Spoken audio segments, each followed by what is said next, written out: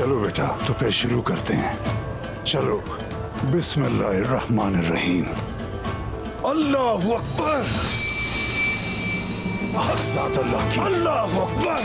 हक ज़ात अल्लाह की। अल्लाहु अकबर। हक ज़ात अल्लाह की। अल्लाहु अकबर।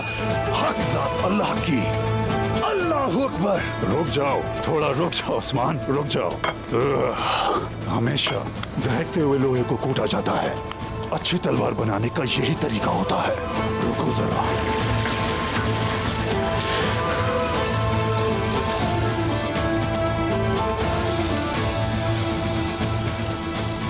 यह है अब्बास की शादी का तोहफा बामसी साहब। कल शाम तक तैयार हो जाएगी ये तलवार। उससे के वादे मैंने हमेशा निभाए हैं। गुजरे हुए सालों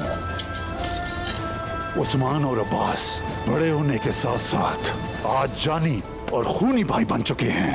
बाबा अर्तुगरुल ने जो आग दहकाई थी, उसी आग में दहक कर हमारी दोस्ती पक्की हुई है बामसी साहब।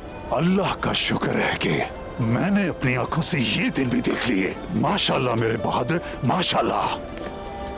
अच्छा, तो तुम क्या कहते हो उस्मान? अर्तुगरुल गाजी कोनिया से अपना काम पूरा कर आएंगे? क्या सुल्तान और वज़रा उनकी पेशकश कबूल कर लेंगे? बताओ, क्या लगता है तुम्हें?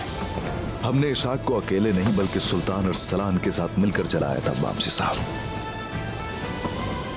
छोटे थे लेकिन अब जवान हो गए, काफिरों के सीनों पर सवार हो गए।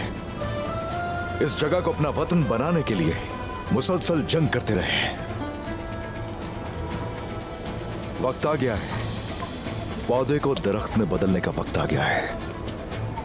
शुक्रगुजारी से काम लेने वाले जंगजू और खवातीन इसी तनावर दरख्त की छांव में अपनी सल्तनत कायम करेंगे।